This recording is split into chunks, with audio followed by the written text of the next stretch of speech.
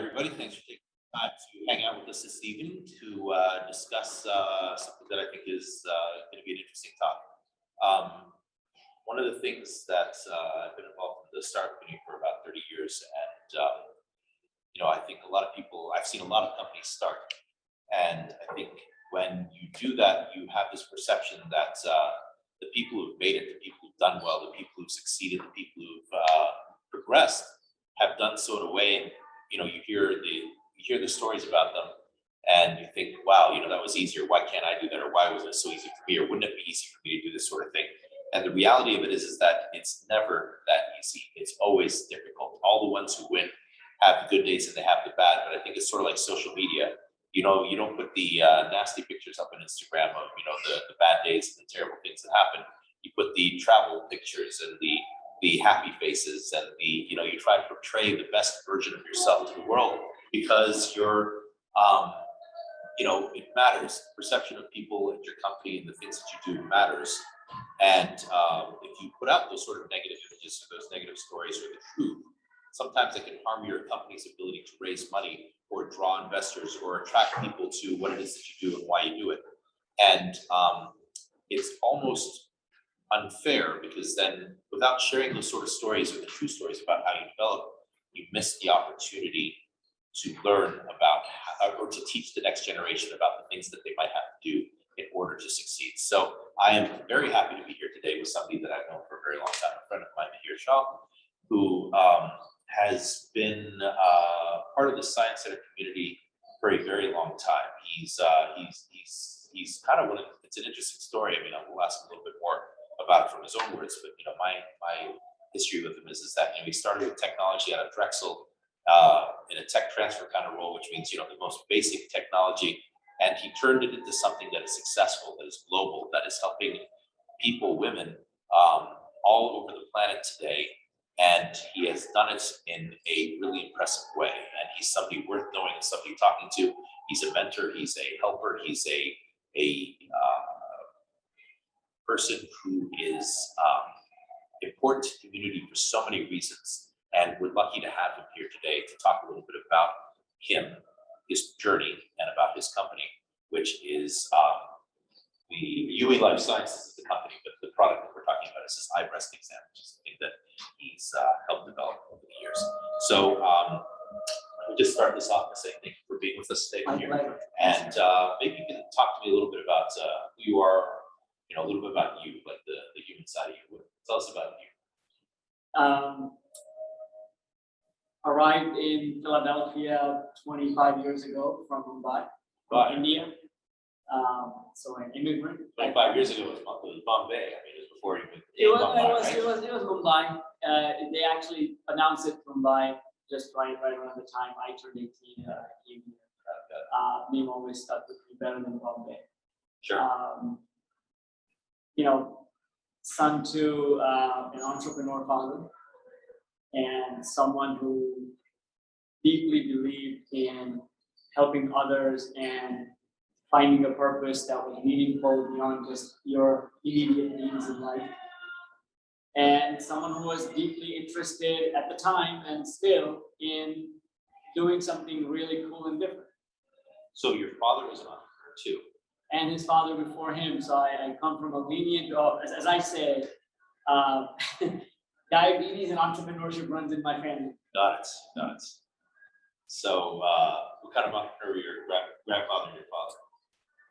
So both of them were in very industrial environment entrepreneurs. They both were involved in heavy duty textile machineries and hard iron trade, buying and selling, large manufacturing plants. I've seen a lot of metal around, growing up. So you grew up in heavy metal? I grew up in heavy metal in that sense. Right. And so India, to me, has always been a pretty entrepreneurial country. Yeah. I mean, there's so many people and so little sort of formal opportunity in a lot of ways that people invent jobs. When I grew up in India, there's a guy who would go around and clean the nameplates on office buildings and then show up and ask for money.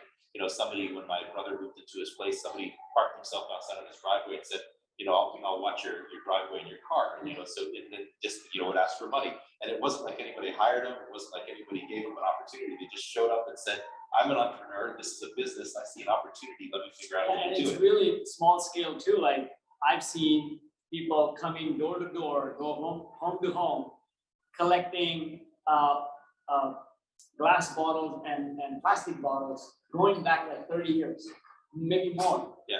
And so they were recycling back then even, Yeah. And they would take that to the foundry and they would melt the glass and use it back in the furnace and all of that. So very entrepreneurial. And I've seen the transition, like when I was growing up, all my uncles, and yes, it's a male dominated, patriarchal society. So that's why I'm referring to all my uncles. All my uncles, my dad, his dad before him, they were all entrepreneurs doing something unto themselves. They didn't have a job. Right. They weren't drawing a paycheck. Right. And they didn't know where the next month or 6 months from now, what was going to happen. So they were living on the edge from that standpoint. And then when I grew up and started to, get to near adulthood, there was a shift in India that happened and everything was towards professionalism. And now it's amazing to see in the last 10 years how the whole circle has moved around, and it's all back now about entrepreneurship and startups and founders. So there's a renaissance happening in India, which is amazing. Yeah, I mean, they call it the slums, but in Mumbai, there's if you do a slum tour, if you ever get a chance to go and see it, it's you pretty can actually amazing. go see the slum. There is a Slumdog Millionaire tour that you get. It's pretty, in it's Mumbai. amazing. And there's barbers in there, there's leather makers in there, there's recyclists in there, there's pots and pan repair, and they generate $400 or $500 million a year just in this one quote unquote slum. Largest slum in It's the largest slum in the world, I think, and it's one of them. Oh. And it generates, $400 or $500 million in revenue every year. I mean, it's not much of a slum. In a sense, it's a slum by the way that people are living, but I mean, it's vibrant, it's alive, but it's full of entrepreneurship. It's an economy unto itself. And it's all entrepreneurs. It's built around that. I live a mile away from that place. Do you? In Mumbai, and I never would have thought that there could be a tour for that place until I saw a tourist bus stop by and a whole bunch of white people get down. Right. Like, what are they doing here? Why are they doing it? Yeah. And that was only after the movie, and it's really popular now. So then you showed up 25 years ago with entrepreneurship in your blood, and you said, let's start a company, or did it not happen? No, that was not the plan at all. Because my parents were saying, hey, son, what you need to do when you grow up is be an entrepreneur. Right. They're saying you need to be a doctor. They weren't. Yeah, my dad was never the one to push his way of life onto anyone, including me. And I had the aspiration to want to come to the US and get a good education. And it was never talked about, like, how for companies we talk about the exit strategy. What's your exit strategy? For a young person, that is, what's your career plan? What are you going to do out of school?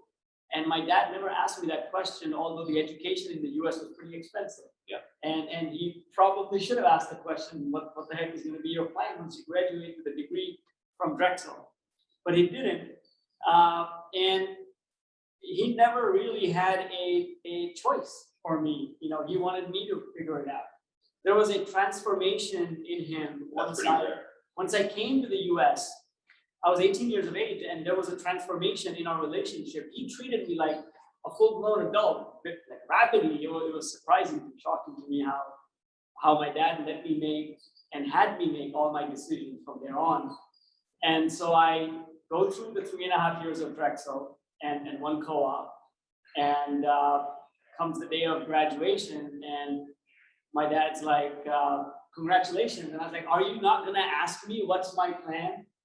And he's like, well, I'm sure you have a plan, you figure it out. And I said, look, I have 2 job offers, and I had a couple of job offers from a company called Unisys back in Melbourne. They were a big deal back in the day, and a company called AstraZeneca. A pharma company, and they had this big office in Delaware. And I interviewed both of them, and I had an offer. And I said to my dad reluctantly that I don't think I want to go work for these companies from whom I had a job offer after digging a hole in the wealth that we really didn't have. I mean, my dad was in debt at the time, paying for my education. I just, was not very empathetic to that fact at the time, as naive as I was back then. And I just told him, I want to be like you. I want to be an independent business person. I didn't even know the word entrepreneurship back then. And he said, in a blink of an eye, instantly, go for it. And to have a backer, like that's a real backer, right? That's like a lifelong backer of you, the person, saying, go figure it out and I'm behind you, come on, man, And to a wealthy person, that might be an easier decision to make. But for the kind of family that we were, and I know how much he had to hustle and what kind of investments have gone in me to have me take this education that I had, it wasn't an easy thing. It wouldn't have been an easy thing to just say like that. So he said that, and that gave me the motivation to say, well, somebody believes in what I want to do. Somebody has it in them to say that this person has the whatever, right? The drive, desire, tenacity, capability to figure it out. And I didn't know what the heck I was going to do either. I didn't have anything lined up. All I knew was I had lifelong observation of entrepreneurship through my family and one course at Drexel called Entrepreneurship 101. I'm not kidding. Rob Loring, I mean, thanks to Dr. Loring. And I actually jumped in. I said, this is what I want to do in the last 3 months of my graduating from there. Was your dad a resource for you when you decided to be an entrepreneur? Did he share his entrepreneurial wealth of knowledge with you, or was it not so easy?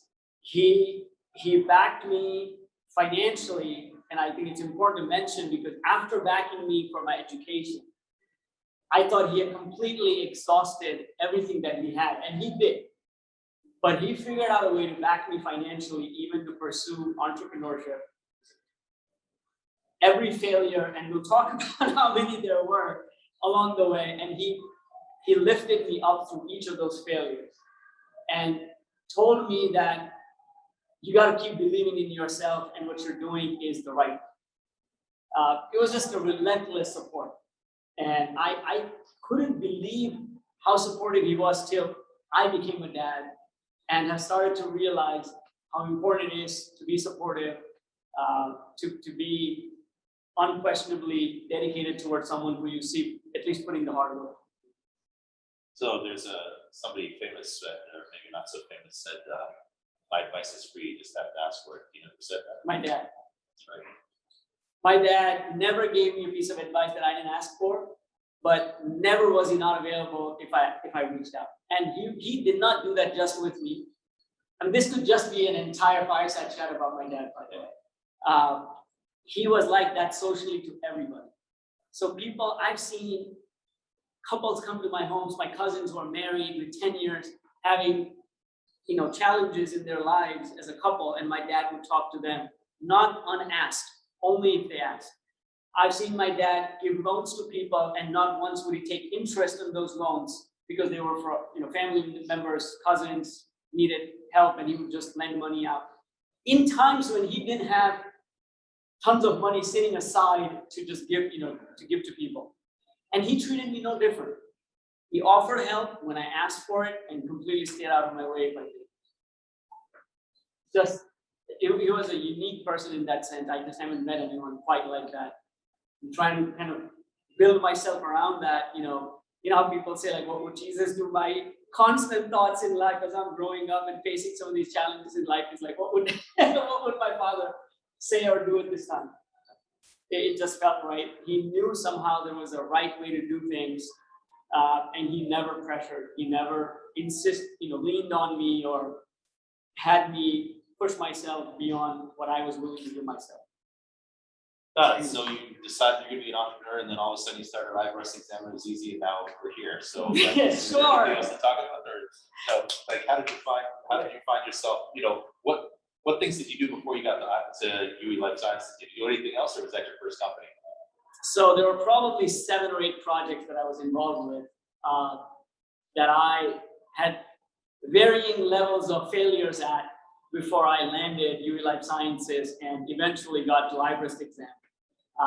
And the journey began in 2009. So from 2000, the year of graduation, to 2009, I explored, information technology related projects in the lending industry and made friends with an amazing individual from Langhorne, PA, called Mark Silverman, someone who went to Drexel, and we built a product. With that, we got into the Baeta Center of Entrepreneurship, the generous gift from Mel Baeta, and had an office for the first time. And that project really let me realize that it wasn't going to change the world. And I wanted something more. It wasn't money, it wasn't success, financial success or stability. I was looking for something that was just somehow engaging to my inner core and wasn't making difference. And it's just part of entrepreneurship that you run into things that appeal to you, and somehow those things run into you. It's kind of alchemy. I can't explain it, but you have to really grab it when you see it. And so my alchemy for that was Baeta Center of Entrepreneurship had the Drexel Tech Transfer office hosted on the other side. And I'd meet with these tech transfer lawyers at lunch, and we talk about like, what do you do? And what is this IP licensing? And what is this med tech? What is that? And when I realized that all the innovations that a university puts out can be taken and built into a device, into a technology that would save someone's life, it blew my mind. I was like, for real, like I could take this piece of innovation and really develop a product out of it, and then take it to the other part of the world, and somebody's life would be saved. And that literally blew my mind. So this was like 2004. I was at the Baeta Center of Entrepreneurship, and I met Dr. Banu Honorable, who was heading the Dean of School of Biomedical Engineering. And I said, Dr. Honorable, somehow let me help here in this field of this medtech commercialization. And she said, we have a project, we have a device that potentially can be game-changing for congestive heart failure patients. It can measure cardiac performance non-invasively without having to put a very invasive catheter from the jugular vein in the lower ventricle of the heart. And I said, wait, I mean, this device is made, is it ready? They're like, yeah, we have a prototype. So I actually invested capital and took a box with me to India on a summer vacation for 3 months just to explore what would happen. And I cold called the top end cardiologist in the city in Mumbai. And I said, I'm an engineer from Drexel, and I have an innovation with me that could fundamentally change the way you provide care. And they invited me to their offices. And in less than a week, I'm in the operating theater with this non-invasive piece of equipment that they were so curious to learn how did it work, what did it do. And in those 3 months, I saw a baby take birth to a mother who was hypertensive, and they had no way of measuring her cardiac performance. I saw an open heart surgery. I saw more blood and gore that than ever in my life. But I saw all these clinicians, the anesthesiologists, the cardiologists, the interventionists, look at the monitor as they were doing their surgery, because they had nothing else at the time. And that blew my mind. That was the hook. That was the completion of the circle, to feel that's, you'd never want to let go of that. The high that you get from seeing innovation save lives, to me at least, once you see that, there's just no going back. But the word breast exam doesn't make me think that you're doing cardiology. No. So there again, so that project allowed Drexel to license that technology to a company. I didn't make a dime. I got my money back that I had put to take the device to India.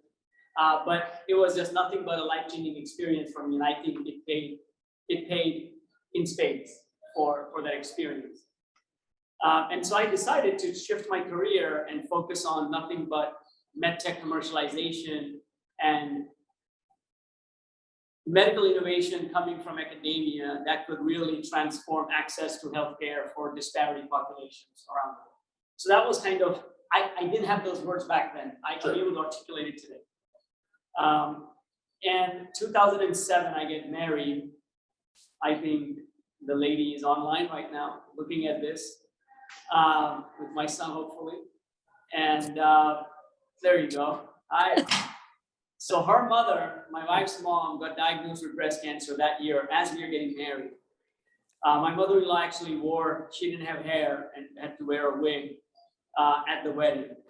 And that played a big role in me realizing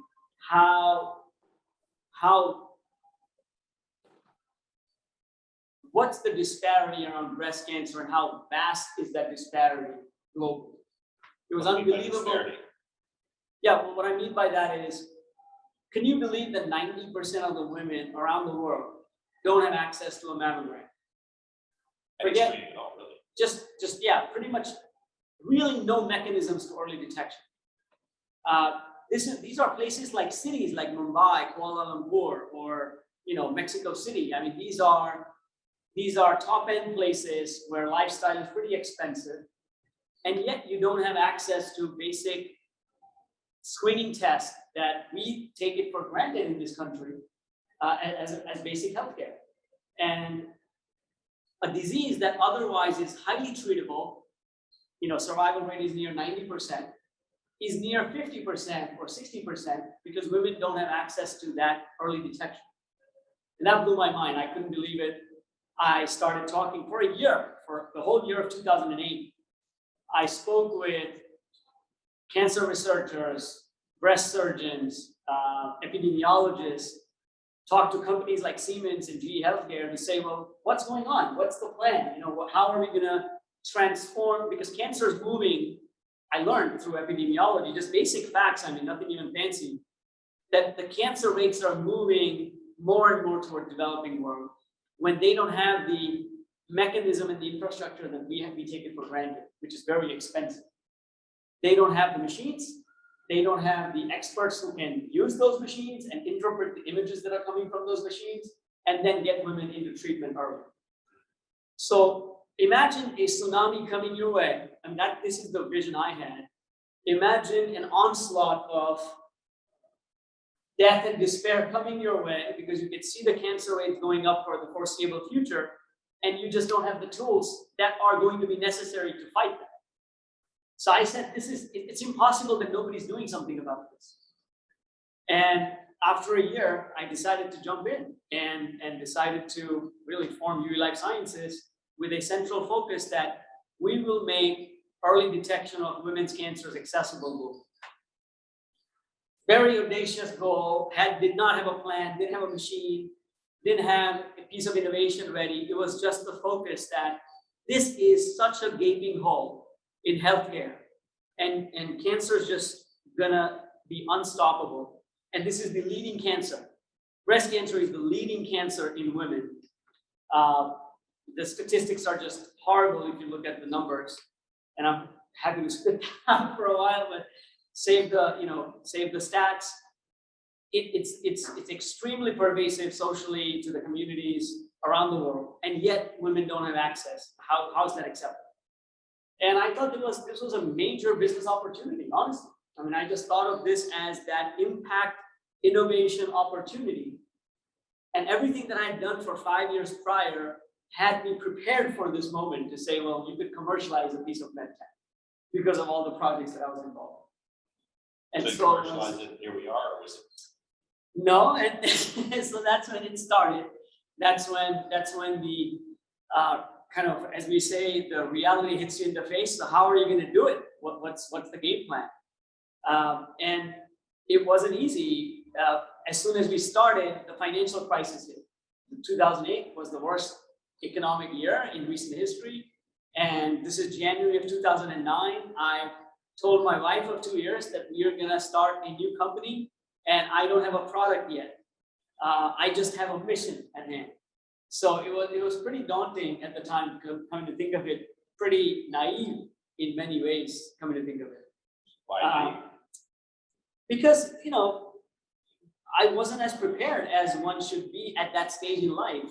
You're married, there are responsibilities on you, there are expectations, just you of yourself and of the family and the society around you. You've been at this for a while. I had my hand in entrepreneurship now for 9 years, and I was going to do something new, totally radical, on my own. Obviously, I had a couple of amazing co-founders with me, but it was a tiny group of 3, and no money whatsoever.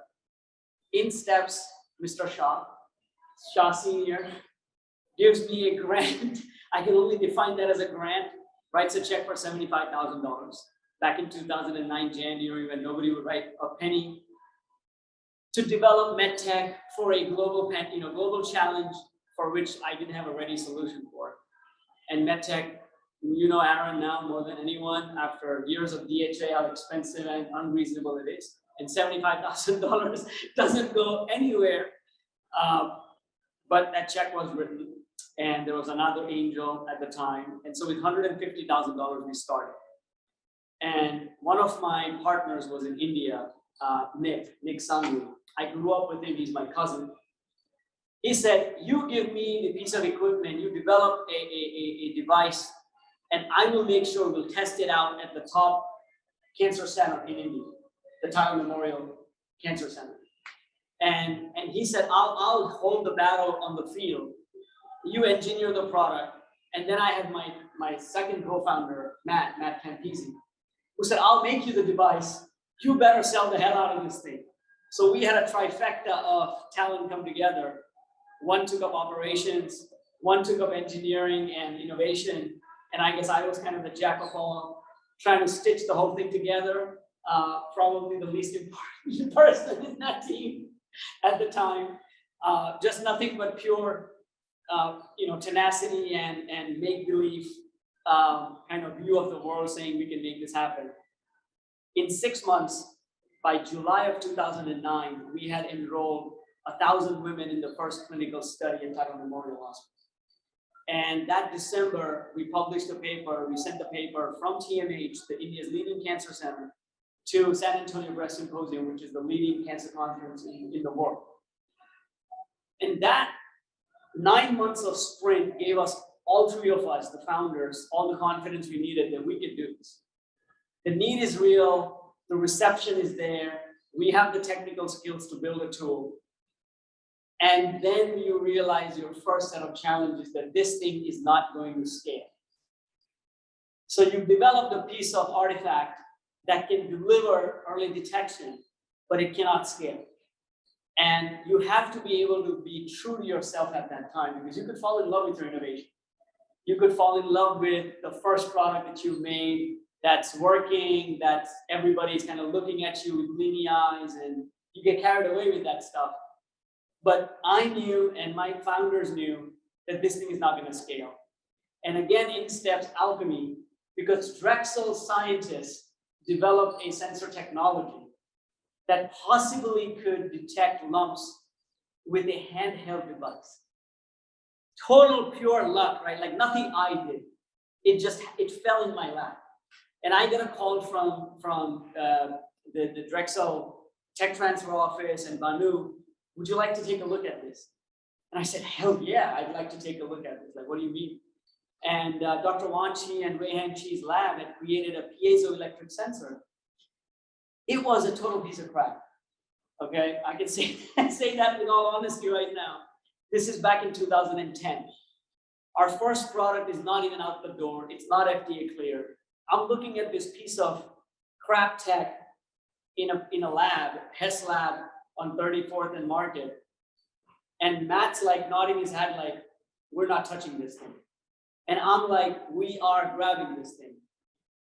And he was in disbelief, like, what is wrong with you? Because our first product is not out the door and you will go license something else. How can we run on 2 horses? And so there are things that I can't really explain why I am drawn towards fully. But if there is such a thing called instinct in entrepreneurship, I think it's those kinds of things. There's a saying, it's gotta be good to be lucky. So the instinct is honed from years of other things that feed into that. I think that it was is a role. All the need I saw in the market globally, all the expectations I saw in the eyes of the clinicians and these researchers, and all the difficulties I saw with our then currently being developed device, which is called no-touch breast scan, by the way. It was a big piece of equipment, and it cost us several $1,000s to make it and many more $1,000s to sell it. I could see that little sensor sitting on that table in Hess Lab completely transform that whole thing and really make access accessible and scalable and practical, globally. Except there was no machine, there was just a piece of sensor sitting on the table. So again, alchemy kicks in. I talked to Alexei Malishuk at Drexel Tech Transfer, and they are looking to do one license to qualify for a $10 million endowment from Coulter Foundation. And I said, we are gonna be that license to make that happen for Drexel, right? So Alexei and I would do work, we put together a license, and so Drexel got what it wanted. I got the technology, we secured this technology that I deeply thought was gonna make a difference. And then for a year and a half, we sat on it. We didn't have a pot to piss in. For about a year and a half with this cool piece of tech that we had just licensed, inherited all the legal bills that come with it because you have to pay for past, as you know, you got to pay for the licensing fees and all the legal fees that have gone into patenting this thing.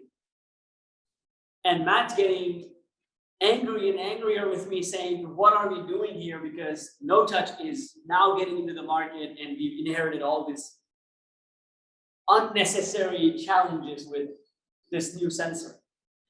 And Drexel's calling me and asking me, like, what's your commercialization plan? Late 2011, I wrote a grant for the first time in my life. Got an email from Bob McGrath from Drexel, and it said that Pennsylvania Department of Health was offering $1 million to 6 projects in Pennsylvania in the area of disparity populations and cancer detection. And I read that RFP, and by the way, this is the first RFP admitting to publicly that I ever read in my life. I had not read a grant, I had never written a grant, I didn't think grants were a good source of capital, development, funding of any sort. And I locked myself in the room for 20 days, and I told my partner I'm on a hiatus. And I wrote a grant. I went to Chris Lang at the Science Center, a genius in writing grants. He's like, you can take the hype here. I love you, but you've never written a grant. You want to be a PI. You're not gonna get anywhere. And this is Department of Health PA. It's very challenging. Good luck fighting, scientists at Wistar and Penn and everywhere else. I wrote the grant. I drove the paperwork to Harrisburg because I was writing it till the last second.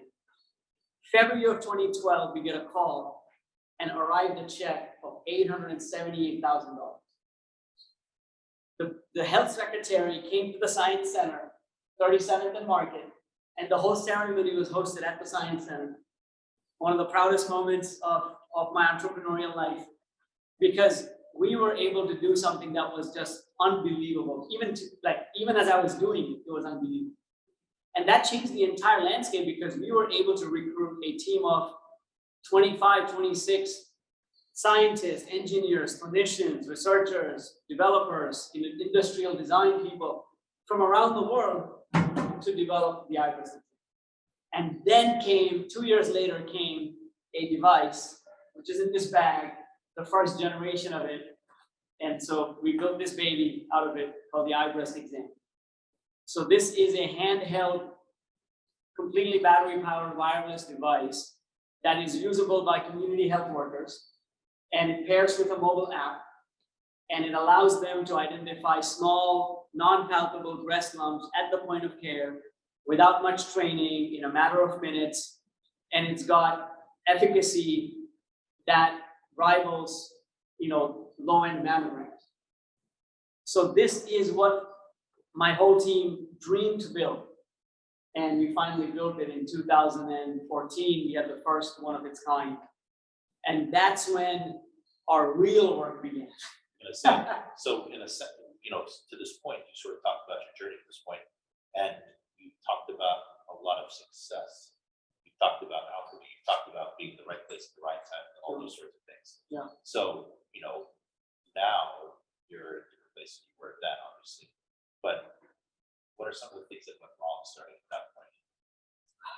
Look, What are the things that were difficult that people may not realize or people may not think about? What are mistakes that you made that you learned from? Because these are the things that other people can learn from too. sure. So I teach a course at Drexel called Entrepreneurship in Biomedical Engineering, and I say very proudly to my students, the first class that I take, that what I have to offer to you is stories of failure. And those are the real learnings that you could do something with, because success is really is that Instagram picture that everybody envies, but there's nothing to learn from.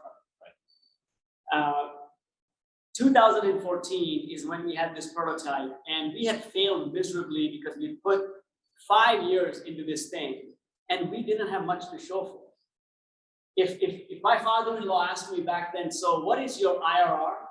What's your margin? I was completely clueless at the time. So it's easy to be a believer than it is to be a successful entrepreneur that's actually scaling an organization globally. We took on a lot to chew on early on, which is this global plan. We weren't like planning to do something local. We really looked at breast cancer at a global scale. I was trying to do projects in multiple countries at the same time. So the first failure hits so we get this grant. We got the DHA, by the way. Thank you, Aron. 2014, that paid for the FDA I'm fond of saying clearance I don't vote. And I vote you wouldn't have gotten it. of this device. Teasing, no, of course. And we had our Series A funding right after the DHA landed, and we had the FDA. So those are all kind of successful looking things. As soon as we started building this thing in a factory, in a production facility, and not by hand, being made by 2 PhDs, we realized all hell breaks loose, because there was just no way to make 500 of these a month. And what we need is 50,000 of these a month to really get to our business plan, to make the scale, to make a dent in whatever that we were trying to do. All kinds of production failures. And you realize that you were just playing a science fair game till then. You were just kind of trying to play,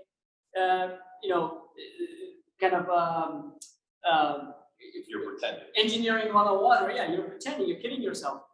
And you realize that you don't have fabrication skills, you don't have organizational skills, you don't have a industry industry line on which you can make this thing with the quality that it's needed, and you have high failure rates. That was the first failure. And that kind of slowed us down, had us realize that it's going to take a long time before we could build this thing, which had the form factor, right? Which had the promise, but that promise is meaningless unless you can't manufacture it at scale.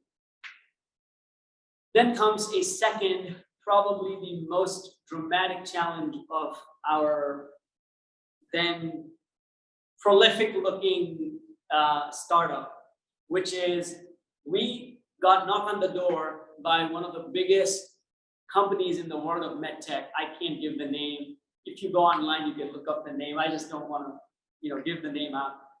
One of the biggest companies in the world of medtech reached out to us and said, we would like to distribute your product in 25 countries. You could just imagine the glitter in my eyes, my whole team, like this is it. We could see the dollar signs, we could see the exit and all the Forbes magazine articles that were going to written and the tech talks that I was going to do, and look really awesome. This company makes they are the leading manufacturers of mammogram, ultrasound, you name it, they make it. We invested 2 years, 20 months to be precise, from 2017 till mid of 2018. We shook hands with the guy who became the CEO of this whole mega global company. They did a press release on doing a partnership with us. The first year that we were going to commercialize with them, they were going to sell 3,000 devices in the first year, which would have brought 8-figure revenues to our company. And they basically walked away like that in a matter of a week. But you had a bunch of other things in the background because you're thinking that, just be careful, right? No, I had no plans. We had no backup to this thing. We didn't nominate other distribution partners. Partners that did come to us said, oh, you're going to engage with them. I'm not touching your company because they're going to just eat my lunch. If I create a market for you in Malaysia or Indonesia, and then this giant walks in, it's over for me. Why the hell do I bleed for you when this giant's going to eat the cake? So nobody worked with us. We didn't nominate a single distributor for 20 months after having FDA clearance, after having production figured out, because we wanted to engage with this giant. And they just walked away from the table like that after training more than 500 people in their team in different countries, after a press release, after shaking hands with the guy at the very top. We had nothing to show for. And that was not that it was something we didn't see. We knew that this could happen and we still went for it because it was worth a shot. Everybody tells you, you can't build the whole thing out yourself, right? Either you can be the developer or you could be the distributor. You can't be both as a small company. You can't have 500 sales reps running out, on your payroll. You're just not going to be able to afford that. So having this big brand label with 1,000 sales reps made all the sense in the world. But we knew if they walked away from the table, we'd have nothing to show. And even then, we couldn't avoid the problem that it created. So mid-2018, we have nothing to show for, they walk away from the table. We had exhausted most of our investment capital that we had raised from investors back in 2015 and 16. We had grown our team for this scale up. We had set up our manufacturing for this scale up. We had, team at that point. we were 45, 50 people back then, and looking to get to like 70, 75, like that was all like in the hiring plan. And suddenly it's like pressure loose and like you're breathing without a tourniquet. That's when things get real. See, what happens is when it's just you and like your family and maybe 2 other families, there's pressure, no doubt there's pressure. And your naivete can kind of ignore that pressure. When there are like 50 freaking families looking at you and you are the jackass at the top, you don't really want to be the CEO anymore. You don't want to be the person saying, yeah, I got it, because you don't got it. I had no plan. And that was the first time in my life I realized that you can't just wing it.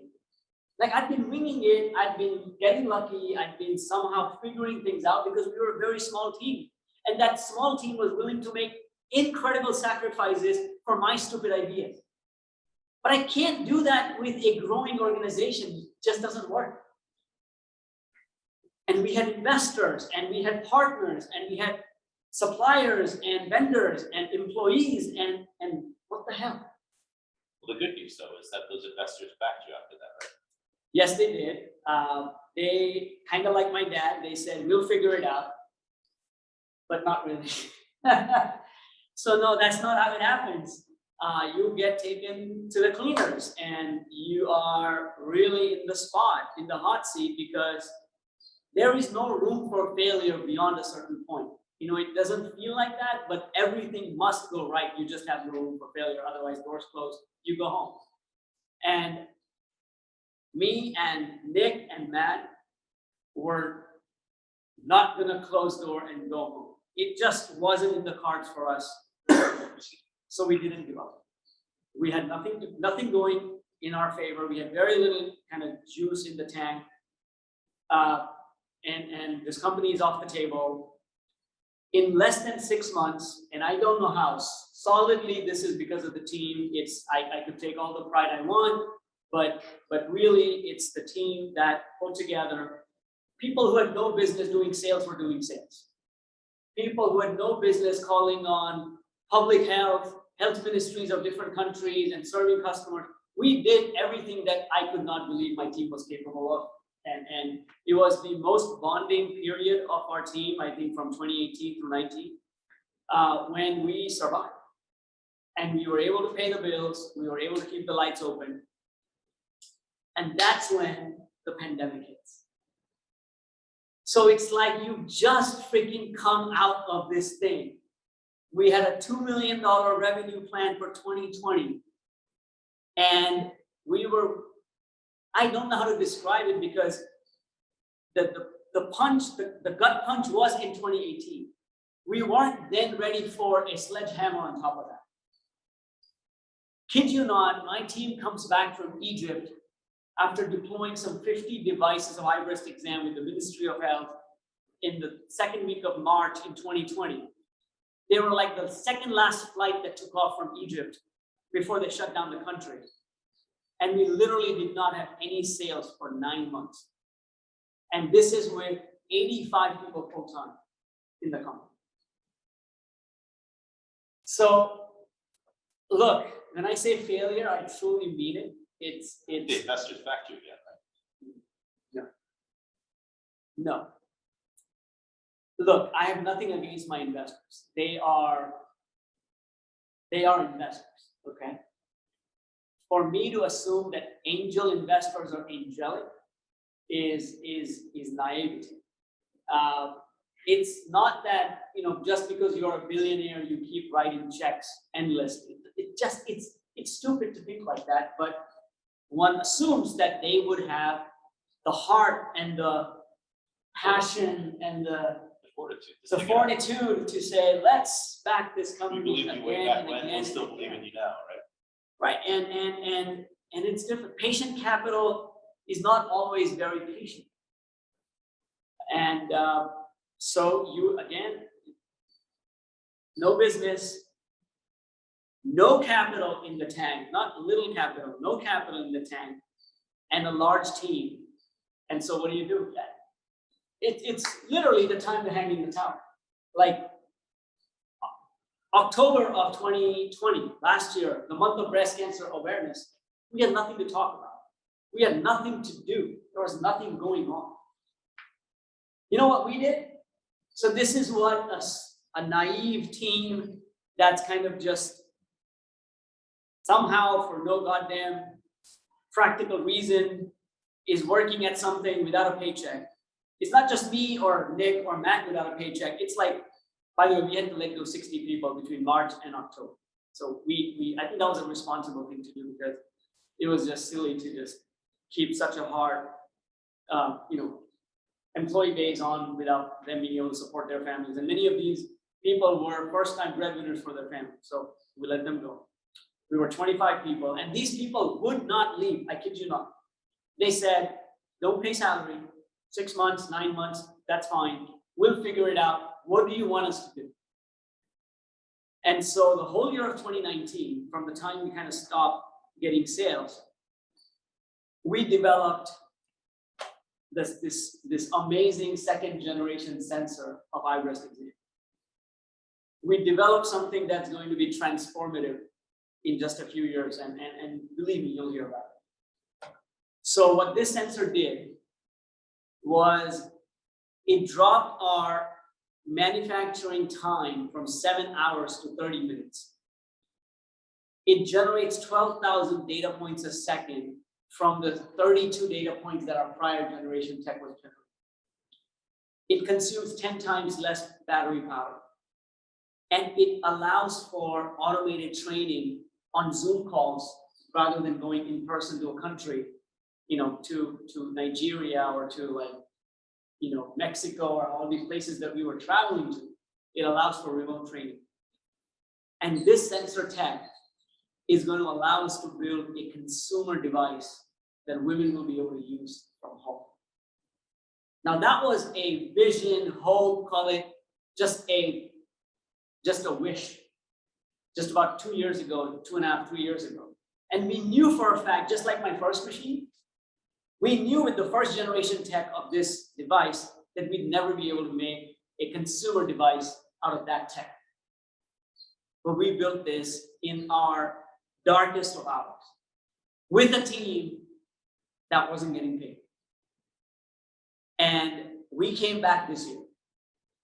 Sales came back, projects came back, partnerships came back, And people came back to us and told us, thank God you're still around, because we realized due to the pandemic, because of the pandemic, how challenging it is to make breast cancer early detection work in our community with mammograms, with our healthcare systems. They realized the real value that we have to offer, because it was a total blackout. Even in the United States, clinicians realized how challenging it was. And I've had family members who went in for a COVID test and got diagnosed with breast cancer. My personal family members. So we realized that it was more real than ever. We are able to stay alive. And sometimes you just don't have any practical reason. I think there was no reason to not pack up shop and go home. But we didn't, we just didn't, So I don't have I'm not giving a recipe or I'm not giving out a recommendation that you shouldn't do that. But we didn't. And we believed in our cause, we believed in our selves as a team and what we were able to engineer and develop and commercialize. And I think we are going to do some amazing things in the next 5 years. I'm sure you will. I'm sure your dad will be proud. So the naivete is alive and kicking, as you can see. I think that we are making a difference. iBreast exam is right now in 10 countries, scaling. We have a phenomenal partnership with Pfizer, a company you all now know. They have an oncology team that is doing some amazing work around the world, and they are helping us take iBreast exam to developing countries and really help them understand what the value of early detection and treatment is together. Stay tuned for the next 15 to 20 days about our company and follow us, because we're going to put out some amazing things out there that I don't want to just kind of be a spoiler for right now. We'll be able to announce some amazing partnerships and amazing opportunities that I think all of you can be a part of as well. So be on the lookout for that. So how do we follow you? So hashtag UE LifeSciences or at iBreast exam, either way. Social media, go to our website. You can sign up with us and you get newsletters. And just keep track. Follow us as you follow brands and companies, just to see what happens after having heard the monumental failures that we've been through. Well, we're out of time, and I would like to thank everybody for staying a couple minutes late for this, but we really appreciate you being here and listening to the story. Thank you. But thank you, Mihir. Thanks, Aron. Thank you. And thanks for being here. Thank you. Thanks, folks. Thanks, everyone.